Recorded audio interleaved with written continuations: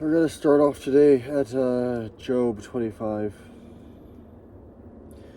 This is a reply from Balad the Shishite. Did we stop at Job's final defense last time?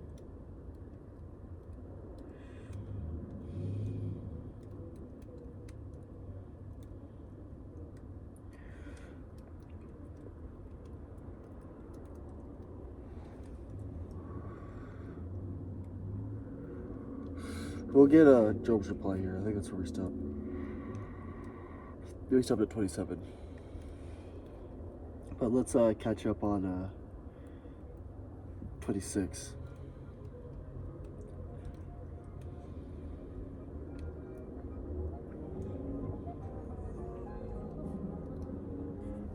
Actually, no, I just want to get this last bit. So we're going to start 26. 10. He sets a boundary for the ocean, yes, and a boundary for the day and the night. The pillars of heaven tremble at his rebuke, and by his power the seas grow calm. He is skilled at crushing its pride. The heavens are made beautiful by his spirit. He pierces swiftly gliding serpent. He pierces the swiftly gliding serpent.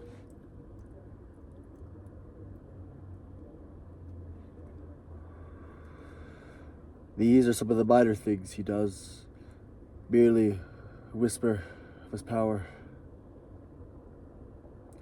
Who then can withstand his thunder? And now we're on to Job's final defense.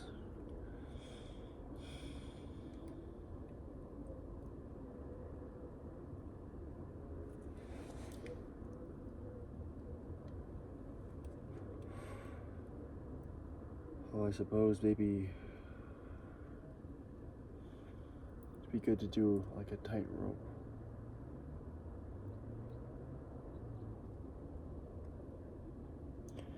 I was molested the other day, and I let it happen. And I had been pressured before, but before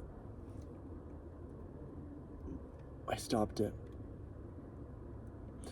This time I said no, but I let him do it.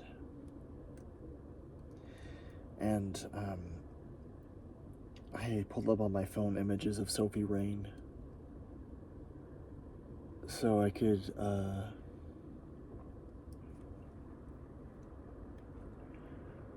maybe try and give him what he wants. I told him it wouldn't make him happy. And I told him who I was beforehand, and it definitely wouldn't make him happy. And once it lost all sense of romance, I pushed him off, and more so. Not casting in dispersion, he got off, but he was very pushy. And he had claimed things that are awful. He had claimed afterwards to have done things to boys that were awful. And still tried to hide himself nakedly like a serpent, not seeing that I could see straight through to his shivering, weak spine, the spine of a worm. And so I know what love looks like, and I know what its grotesque form is, and what a worm ye would be.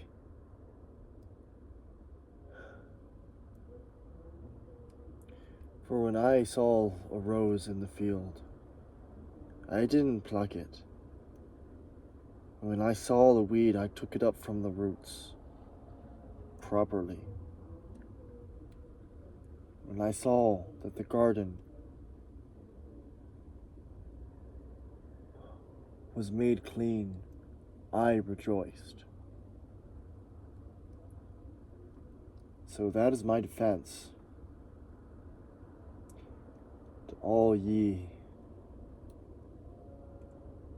call me some sort of backstabber, some alien. When I know your heart, so I will gladly take your accusations.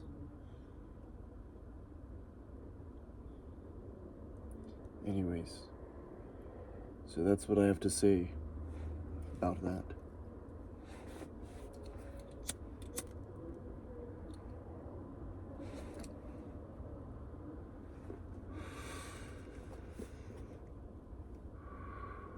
I vow, I, Job, vow, by the living God who has taken away my rights, even the Almighty God who has embittered my soul, that as long as I live, while I have breath from God, my lips shall speak no evil, my tongue shall speak no lies. I will never, never agree that you are right until I die, and I will vow my innocence.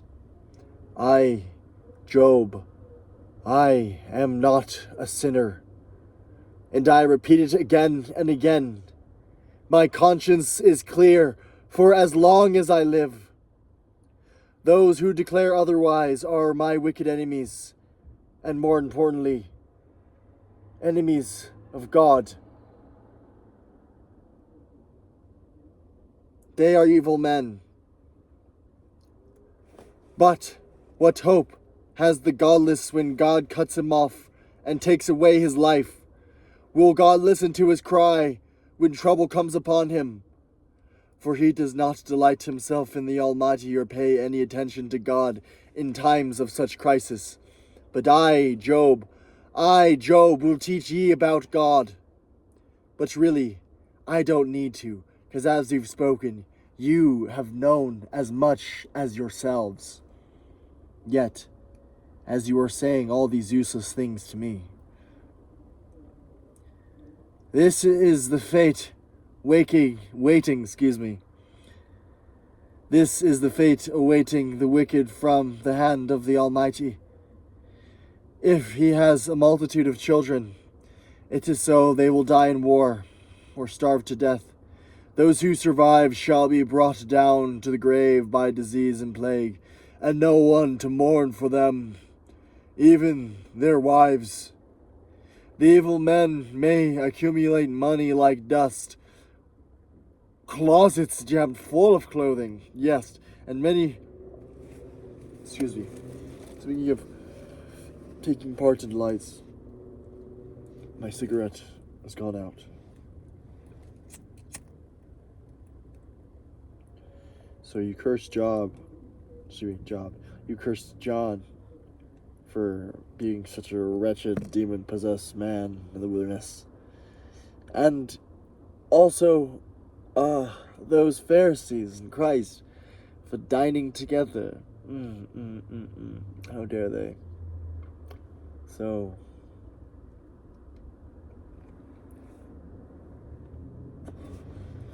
I will enjoy my cigarette while I read the Bible on my phone in my car.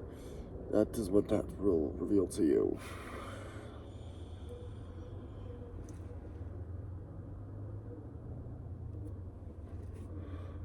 Sorry, I don't want to sound boastful. But this is so nice. So wonderful. If you guys could see what a treasure I hold in my hands. For any wise man would sell all that he has in his keep to hold what I have most dear.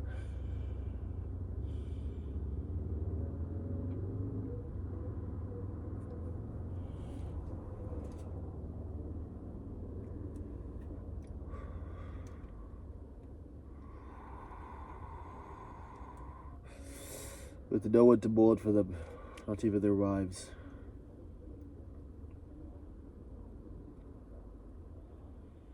But the innocent shall wear that clothing, and shall divide his silver among them. Every house built by the wicked, as fragile as a spider's web, as full of cracks as a leafy booth. He goes to bed rich, but wakes up to find that all his wealth is gone. Terror overwhelms him, and he is blown away in the storms of the night. The east wind carries him away, and he is gone. It sweeps him up into eternity. For God shall hurl at him unsparingly. He longs to flee from God. Everyone will cheer at his death and boo him into eternity. But if there wasn't a soul who did, and a soul is reaching at thy back, for when you turn around and have faith in thy God. Right. Let me explain this parable again. Satan exists as a strong man is strung up before his property is taken. Tell me that is a tale that you believe in. For you can string up a weak one, but not a strong.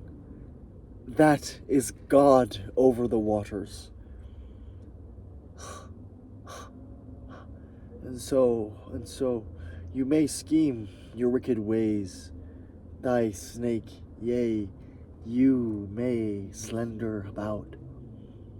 But when the light comes, yea, even you shall see it and know of your ways.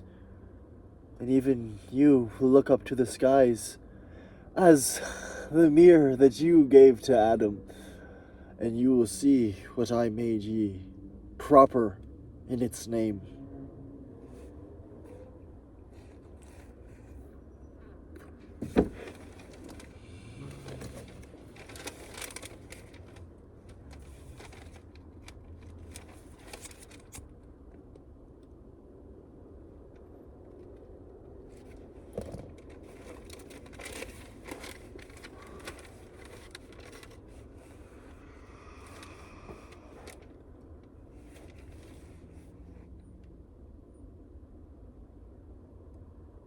Oh, this is so beautiful. Men know how to mine silver and refine gold, to dig iron from the earth and melt copper from stone. Men know how to put light into darkness, so that mine shaft can be sunk into the deep earth, and the earth searched and its depths secrets explored. Into the black rock, the shadows of death, men descend on rotes swinging back and forth. Yea, men know how to obtain food, substance from the earth, while underneath there is a fire.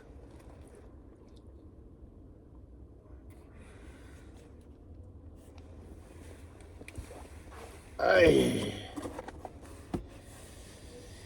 They know how to find sapphires in gold dust, treasures that no bird or prey can see, no eagle could ever observe, for they are deep within the mines. No wild animal has ever walked upon those treasures. No lion has set a paw there. Men know how to tear apart flinty rocks, and how to overturn the roots of mountains, and how they drill the tunnels of rock and lay bare the precious stone. They dam up streams of water and pan for gold. But though men can do all these things, they don't know where to find wisdom and understanding. They not only don't know where to get it, or how to get it, but in fact, it is not to be found amongst the living.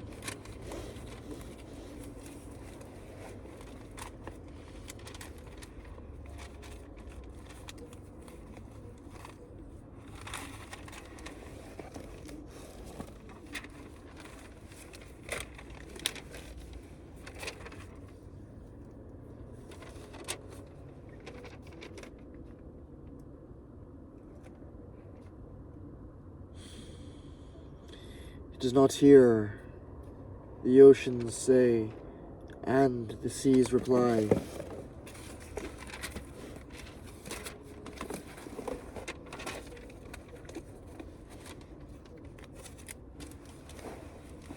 There we are. It's not here, the oceans say, and the seas reply, nor is it here. It cannot be brought for gold or silver, nor for all the gold of Ophir or precious oxen, stones of sapphires. Wisdom is far more valuable than gold and glass. It cannot be bought for jewels of mountain and fine gold. Coral or crystal is worthless in trying to get it. Its price is far above rubies, topaz, and from Ethiopia cannot purchase it, nor even from the purest gold. Then where can we get it? Where can it be found? For it is hid from the eyes of all mankind. Even the sharp-eyed birds in the sky cannot discover it. But destruction and death speaks of knowing something about it. And God surely knows where it is to be found, for he knows throughout the whole earth and under all the heavens. He makes the winds blow and sets the boundaries of the oceans. He makes the laws of the rains and the paths for the lightning. He knows, he knows where wisdom is and declares it to all who listens. He established it and exclaimed it thoroughly. And this is what he says to all mankind. Look, to fear the Lord is true wisdom. Look, to fear the Lord is true wisdom. To forsake evil is real understanding. I'm going to say something real quick. Should I? This is the proper time for it. No. No, it's not. Job's declaration is more important than what I have to say here.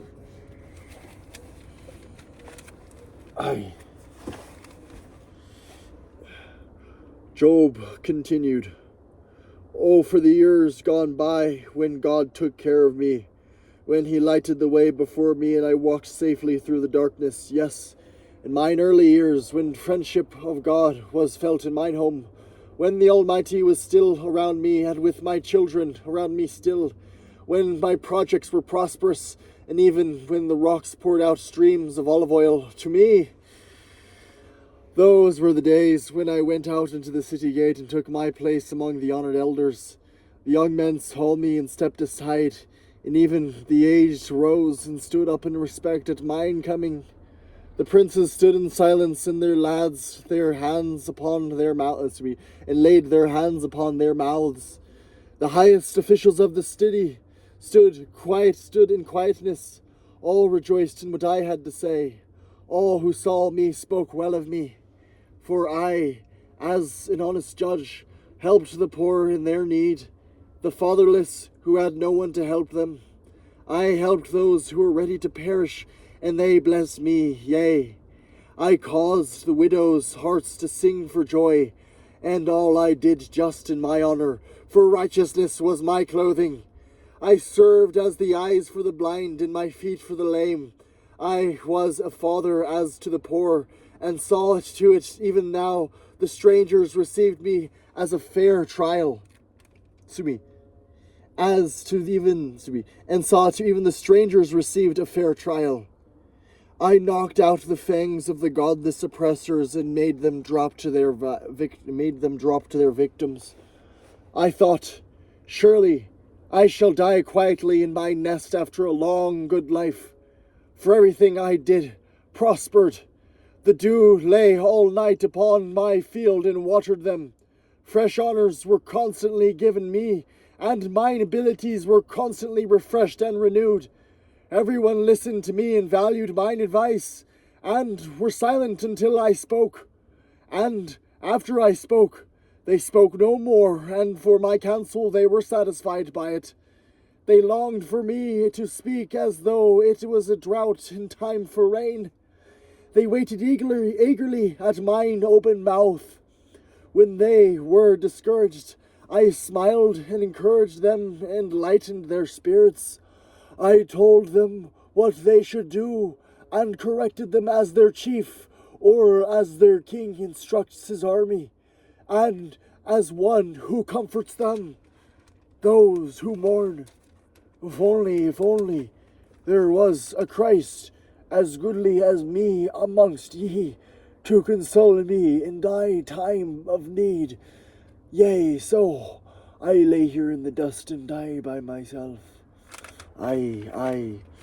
But now, those younger than I deride me, young men whose fathers are less than my dogs. They have strong backs, all right, but they are useless, stupid fools. They are gaunt with famine and have been cast out into the deserts and the wastelands, desert and gloomy. They eat roots and leaves, having been driven out from civilization. Men shouted out long after men, this is fun to do. Men shouted after them as after thieves. So now they live in frightening ravens and in caves and among the rocks. They sound like animals and among the bushes, huddling together for shelter beneath thy nests.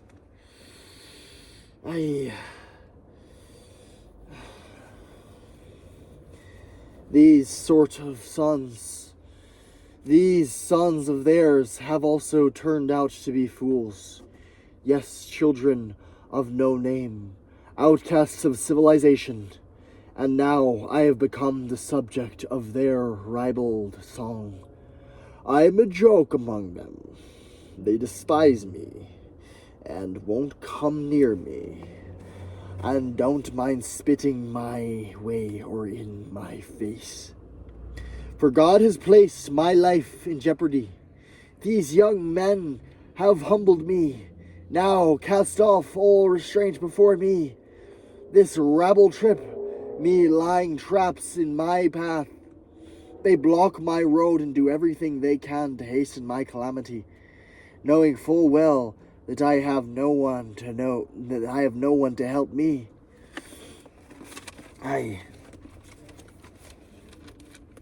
They rush upon me when I am down. I live in terror now. They hold me in contempt, and my prosperity has vanished as a cloud before a strong wind. My heart is broken. Depression haunts my days. My weary nights are filled with pain, as though something were relentlessly gnawing at my bones. All night long I toss and turn, and my garments bind me. God has thrown me into the mud. I have become a dust and ashes. I have become as dust and ashes. I cry to you, O God, but you don't answer me. I stand before you, and you don't bother to look. You have become cruel toward me, and persecute me with great power and effect. You throw me into the wind, the whirlwind, and dissolve me into the storm. I know that your purpose is for me to die, and I expect my fall to be just that, broken into many bits, and to fall stretched out into the hands of God, crying out for He has done it again in his calamity. And did I not weep for those in trouble? Wasn't I deeply grieved for the needy? I therefore looked for good to come, evil instead. I waited for the light, darkness came to me. I waited for the light, darkness came. 2-word sentence there. My heart is troubled and restless. Waves of affliction have come upon me. I am black, but not from sunburn. I stand up and cry to the assembly for help, but I might as well save my breath. For I am considered a brother to the jackals and a companion to the ostriches. My skin is black and peeling my bones with fever. The voice of my joy and gladness has turned to mourning. I made a covenant with my eyes not to look with lust upon a girl. I know full well that the Almighty God sends calamity on those who do. He sees everything I do and every step I take. If I have lied and deceived, but God knows that I am innocent, or if I've stepped off God's pathway, or if my heart has lusted for what my eyes have seen, or if I'm guilty of any other sin, then let someone else reap the crops I have sown, and let all that I have planted be rooted up. Or if I have longed for another man's wife, then I may die, and may his wife be in another man's home. And if someone else become her husband, For lust is a shameful sin, a crime that should be punished. It is a devastating fire that destroys to hell, that would uproot all that have been planted in it. I have been unfair to my servants. If I have been unfair to my servants, how could I face God? What could I say when he questioned me about it? For he made me and made my servant too. He created us both. If I have hurt the poor or caused widows to weep or refused food to the hungry orphans, but we have always cared for the orphans in our home, treating them as our own children, or if I have seen anyone freezing and have not given them clothing or a fleece from my sheep to keep him warm, or if I've taken advantage of an orphan because I thought I could get away with it, I have done any of these things, then let my arm be torn out from its socket, let my shoulder be wrenched out from its place, rather than face the judgment that God had sent, that I dread more than anything else. For if the majesty of God opposes me, what hope is there? For if I have put my trust in money, if my happiness depends on wealth, or if I have looked to the sun shining in the skies, or the moon walking down in her silver pathway, and my heart has been secretly enticed, I have worshipped them by kissing my hand to them, this too must be punished by the judges. For if I have done such things, it would mean that I had denied the God of heaven. If I have rejoiced at the harm of an enemy, but actually have never cursed anyone, nor have asked for revenge, or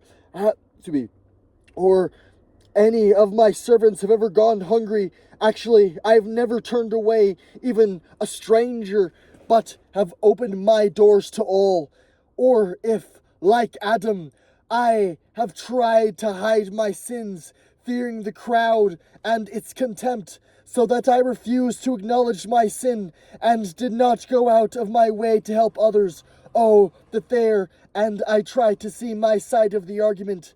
Look, I will sign my signature to my defense. Now, the Almighty, show me that I am wrong. Let him approve the indictments made against me by my enemies. I would treasure it like a crown. Then I would tell him exactly what I have done, and why presenting my defense as one he listens to. Or if my land accuses me because I stole the fruit it bears, or if I have murdered its owners to get rid of their land for myself, then... Man, I could be reading this so much better, but it's okay. There's many times to read this story over and over again. For again, I say it, if any wise man would trade all that he had in his keep to hold close what I have most dear. There. So, we will continue. Or if my land accuses me because I stole the fruit it bears, or if I have murdered its owners to get rid of their land for myself, let the thistles grow on the land instead of wheat, and the weeds instead of barley. Job's words are ended. The three men refused to reply further to Job because they kept insisting on his innocence. Wow. Because he kept insisting on his innocence. Then Elihu, son of Bashal, the Buzite, the clan of Ram, became angry because Job refused to admit he had sinned and to acknowledge that Job was waiting for Christ. God had just cause for punishing him. But because he was also angry with Job's three friends, because they had also been unable to answer Job's arguments, and yet Job had condemned him, Elihu had waited until now to speak because the others were older than he. But when he saw that they had no further reply, he spoke out angrily and said, I am young, and ye are old, so I am held back, and did not dare tell you what I think.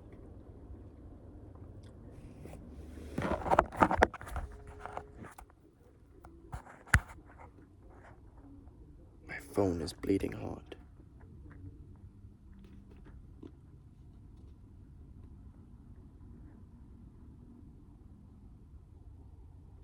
For those who are older are said to be wiser, but it is not mere age that makes man wise. Rather, it is like the spirit in a man, the breath of the Almighty, which makes him intelligent. So, listen to me a while. Let me express mine opinion. I have waited all this time, listening very carefully to your arguments, but not one of them convinced that Job is a sinner, or has proved that he is guilty. Don't give me that line about only God can convince a sinner of his sin. If Job had been arguing with me, I would have not answered him like that. I would have answered him with logic. You sit there baffled, with no further replies. Shall I continue, Job? Or should I wait till you are all silent? No. I will give out my answer too, for I'm all pent up with it, and the spirit in me urges me to say it. I am like a wine cast out without event. My words are ready to burst out. I must speak to find relief, so let me give you mine answers, Job.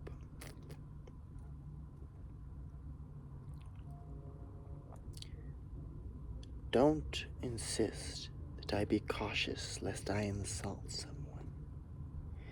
And don't make me flatter anyone. Let me be frank with thee, Job, lest God should strike me dead. Please, listen, Job, to what I have begun to say.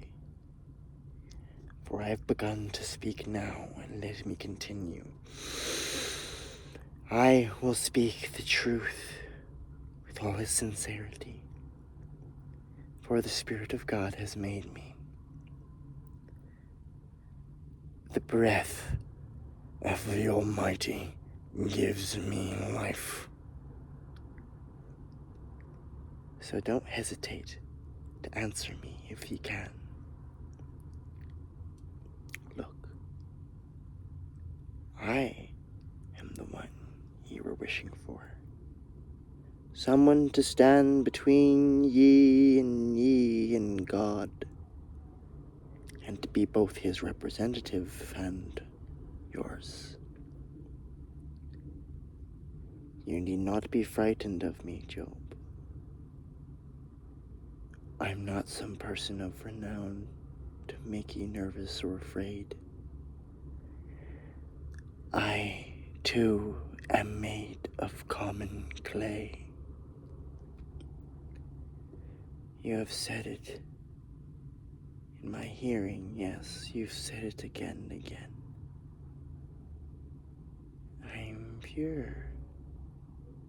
I'm innocent. I have not sinned.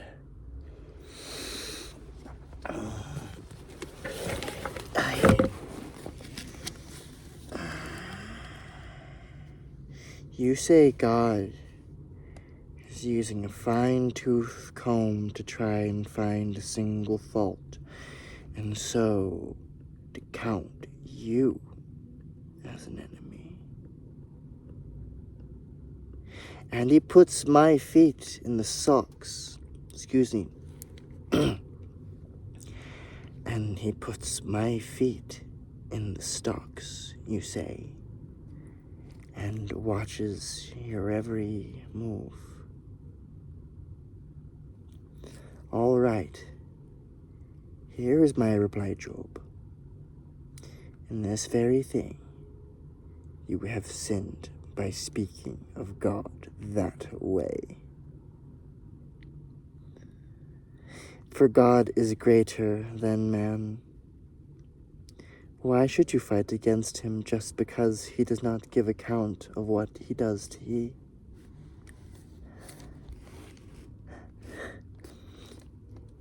For God speaks again and again, Job, in dreams, in visions of night, when the deep sleep falls on men as they lie in thy bed.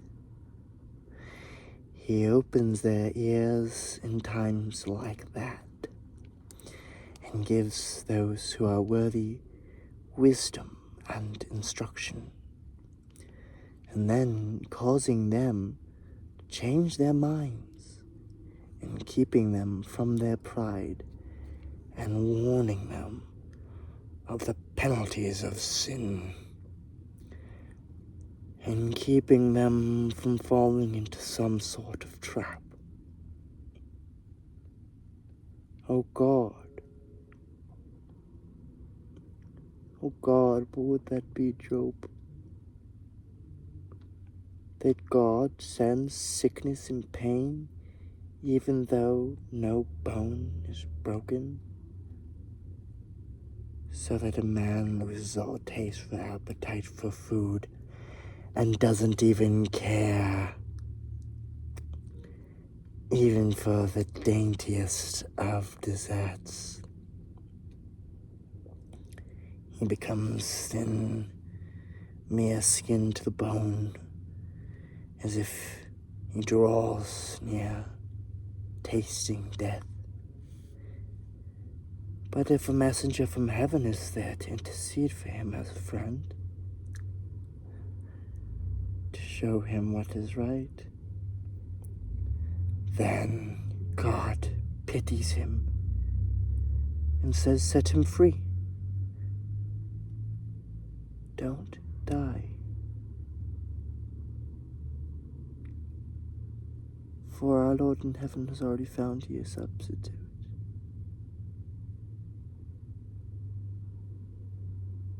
So,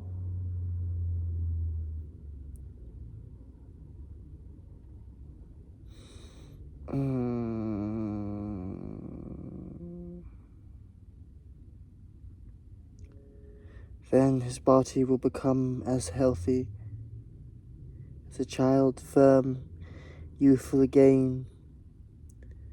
And when he prays to God, God will hear and answer with joy. And he will once again be returned to his duties, Job.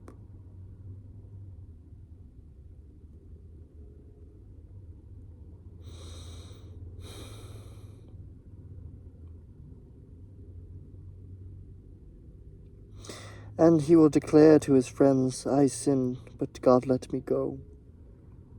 He did not let me die. I will go on living in the realm of light. Yes, Job, God often does things for man. He brings back his soul from the pit, so that he may live in the light of the living. Mark this well, O Job. Listen to me, and let me say more. But, Job, if you have anything to say at this point, go ahead.